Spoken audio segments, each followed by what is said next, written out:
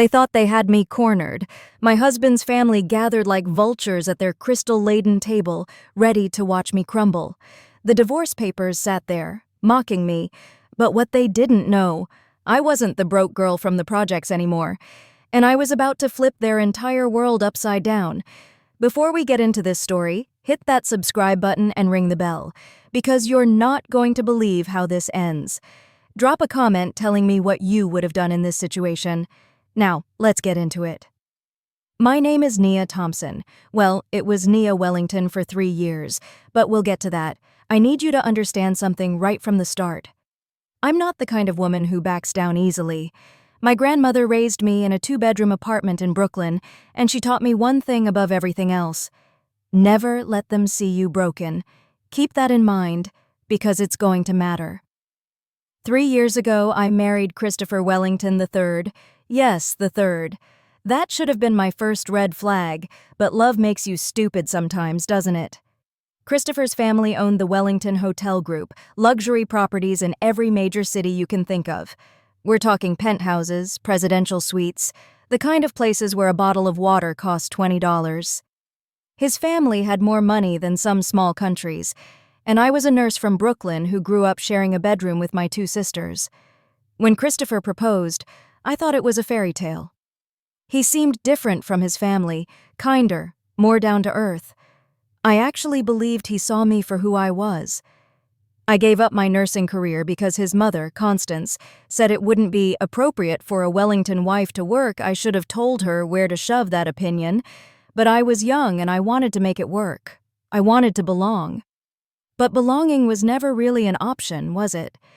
His sister Danielle made sure I knew I was an outsider at every family gathering. His brother Trevor would make jokes about the help when I walked into a room, then claim he was just being funny, and Christopher's parents? They looked at me like I was a stain on their expensive furniture. For 3 years, I smiled through it. I played the perfect wife. I attended their charity galas. I learned which fork to use for which course. I even started speaking differently to match their world. Then, about 6 months ago, Christopher changed. He became cold, distant. He started working late, coming home smelling like expensive perfume that wasn't mine.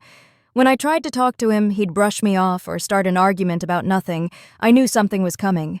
I felt it in my bones the way you feel a storm rolling in. The invitation came on a Tuesday. Constance herself called me, which never happened. She said the family wanted to have a dinner, a formal gathering at the estate. Her voice was too sweet, like honey mixed with poison. I knew right then that this wasn't just dinner, this was an execution, and I was the one being led to the gallows. But I got dressed anyway. I put on my simple black dress, the one that made me feel powerful, and I drove to that mansion knowing full well I was walking into a trap. The Wellington estate is exactly what you'd imagine. Massive columns, a circular driveway with a fountain that probably cost more than my childhood home, staff members stationed at every corner, like soldiers. When I walked in that evening, the whole family was already there. Christopher's parents sat at opposite ends of their enormous dining table. Danielle was there with her smug smile. Trevor was swirling wine in his glass like he was in a movie. And then I noticed 2 other people. Their family lawyer, a shark in a suit named Mr. Peterson, and Judge Harrison, a longtime family friend who'd presided over half the society weddings in the city. My stomach dropped. You don't bring a lawyer and a judge to a family dinner unless you're planning something official, something final. We sat down to eat, and the passive aggression started immediately. Danielle commented on my dress, saying it was quaint. Trevor made a joke about how I must miss regular food. Instead of all this fancy cuisine, Constance kept sighing dramatically, like my presence was causing her physical pain. And Christopher? He wouldn't even look at me. He sat there cutting his steak like I didn't exist, like we hadn't shared a bed for 3 years, like he hadn't promised to love me forever. I ate my food slowly, letting them play their little games. I'd learned a long time ago that sometimes the best power move is silence. Let them talk. Let them reveal themselves. My grandmother used to say, "Baby, a closed mouth don't get fed, but it also don't say nothing stupid." So I ate my overpriced fish and waited. Then Constance stood up. She dabbed her mouth with her napkin like she was preparing for a performance, and in a way, she was. She started talking about family legacy, about the Wellington name, about standards and expectations. Then she turned to me, and her eyes went cold. She accused me of trapping Christopher with pregnancy lies, said I'd claimed to be pregnant to secure the marriage, then conveniently lost the baby. Except here's the thing, I was never pregnant. I never claimed to be, but she'd created this entire narrative, complete with fake evidence from a private investigator. She had bank statements showing I'd been spending Christopher's money recklessly, shopping sprees I never went on, jewelry I never bought. She even had photos of me supposedly meeting with other men, except if you looked closely, the woman in those photos didn't quite look like me. The face was always blurred just enough. Then Christopher finally spoke. His voice was flat, emotionless. He said he wanted a divorce, said he'd made a mistake marrying beneath his station. Those were his exact words. Beneath his station, like I was dirt on his shoe. Mr. Peterson slid the divorce papers across that polished table like he was dealing cards. He explained the prenup in that condescending lawyer voice. I would get nothing. Not the apartment, not the cars, not a single dollar of the Wellington fortune. But out of the goodness of their hearts, they were offering me $50,000 to go away quietly, to disappear back to Brooklyn and never speak about the family again. Judge Harrison was there to make it all official, to witness my signature and rush the paperwork through. They had it all planned out. Every detail. Danielle actually pulled out her phone to record my reaction. She wanted to capture me crying, begging, falling apart. They all wanted to see me broken. This whole dinner was designed for that one moment of humiliation. They wanted to crush me and then laugh about it over dessert. I sat there listening to all of this, and something strange happened. I didn't feel angry. I didn't feel hurt. I felt calm, crystal clear. Because sitting at that table, watching them gloat, I realized something important. They'd underestimated me. Badly. See, what the Wellingtons didn't know was that I'd been preparing for this moment for almost 2 years. I saw it coming long before Christopher's late nights and cold shoulders. I saw it in the way Constance looked at me at Christmas dinner 2 years ago. I saw it in the contracts Mr. Peterson kept trying to get me to sign, documents that would have given up even more of my rights. I knew they were planning to discard me eventually, so I made my own plans. I reached into my purse, and I watched Constance's face light up. She thought I was reaching for tissues, getting ready to cry. Instead, I pulled out my own folder, a thick one. I placed it on the table between the wine glasses and the fancy silverware, and I said very calmly, "Before I sign anything, there's something you should know." The room went silent. Not the awkward silence from before, but a heavy, waiting silence. I opened my folder slowly, letting the tension build. Then I told them about my MBA. Yeah, you heard that right. While I was playing the obedient Wellington wife, I'd been attending business school, online classes, night courses, weekend seminars. I graduated 6 months ago, top of my class. Christopher never noticed because he never paid attention to what I did during the day. But here's where it gets good. Remember that monthly allowance they gave me? $20,000 a month to keep me quiet and compliant? I didn't spend it on shoes and handbags like they assumed I invested it. I studied the market, learned from the best, and I built a portfolio worth $3 million. I wasn't some broke girl they could pay off with pocket change anymore. I had my own money. I watched Trevor's face go pale. Danielle put her phone down.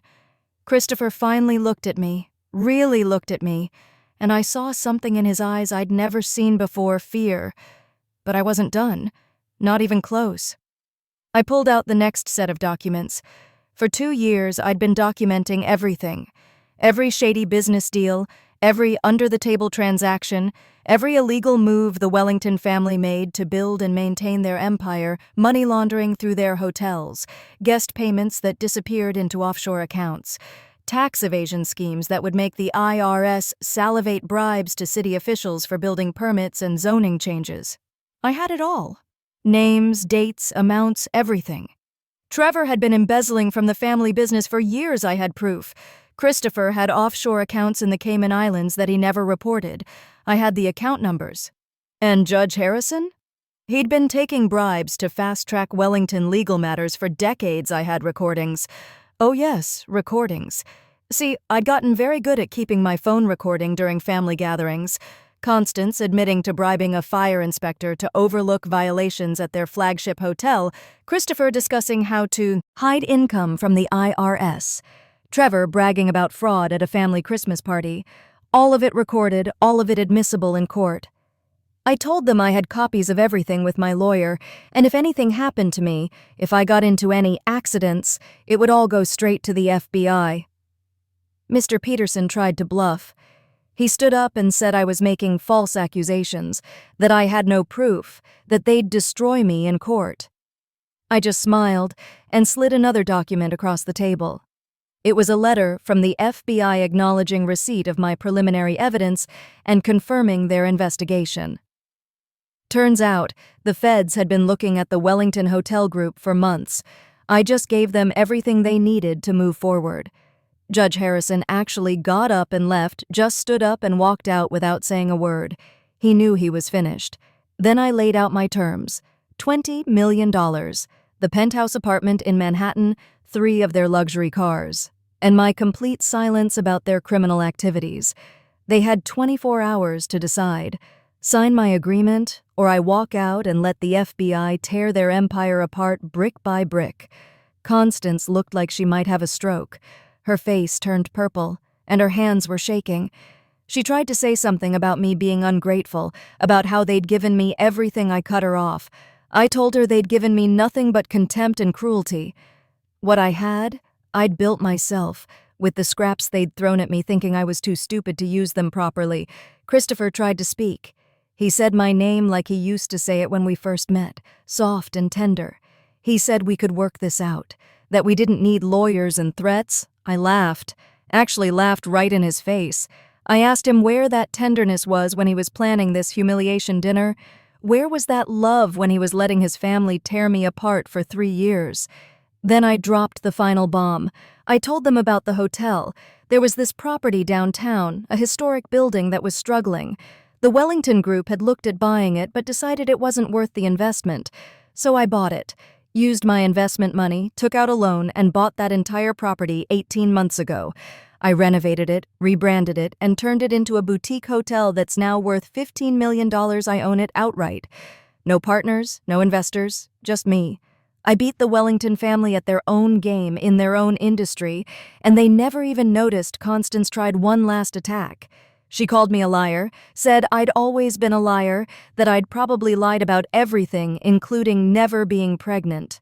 That's when I pulled out the final piece of evidence. Medical records. My complete medical history showing I was never pregnant, never had a miscarriage, but I also had emails. Emails from Constance to the private investigator, instructing him to create a narrative about a fake pregnancy. She'd manufactured the entire story herself, months before this dinner, laying the groundwork to justify throwing me out. Christopher looked at his mother like he was seeing her for the first time. He'd believed her lies about me. His own mother had manipulated him, and he'd been too weak or too willing to see it. Mr. Peterson, the lawyer, finally showed some sense. He quietly advised them to sign my agreement. He said fighting me would expose everything, and they'd lose far more than $20 million. They'd lose everything. So they signed. Every single one of them. Christopher's hand shook so badly he could barely write his name. Constance signed with tears of rage running down her face. Trevor signed without looking up. Even Danielle, who wasn't legally required to sign but was implicated in some of the evidence, signed a non-disclosure agreement. I signed last. My hand was steady. Then I stood up, smoothed down my dress, and looked at each of them one final time. I told them they'd invited me here to humiliate me, to remind me that I didn't belong in their world, and I said they were right. I didn't belong in their world because I'm better than all of them. I don't cheat, I don't lie. I don't destroy people for sport. I build things. I create opportunities. I lift people up instead of crushing them down. I told them to enjoy their dinner, turned around, and walked out of that mansion with my head high. Behind me, I heard silence. Complete, total silence. Even the staff members stationed along the hallway were trying not to smile. 6 months later, I opened my second hotel, then my third.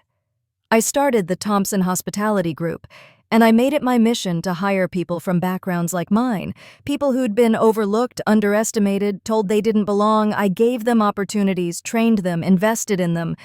And you know what? They're brilliant, they're loyal, they're hungry in a way people who've had everything handed to them will never understand. Christopher's under federal investigation. The Wellington Hotel Group is hemorrhaging money as investors pull out. Constance doesn't show her face at society events anymore. Trevor's facing embezzlement charges. And me? I'm free. I'm wealthy. I'm powerful. And I built it all myself. They set the table, but I decided how the dinner ended. And that is how you handle people who try to break you. Don't just survive, thrive, and make them regret ever underestimating you. If this story fired you up, smash that like button, subscribe for more stories about people who refuse to stay down, and drop a comment telling me, what would your one move have been? Share this with someone who needs to hear it. Remember, they can set the table, but you decide how the dinner ends.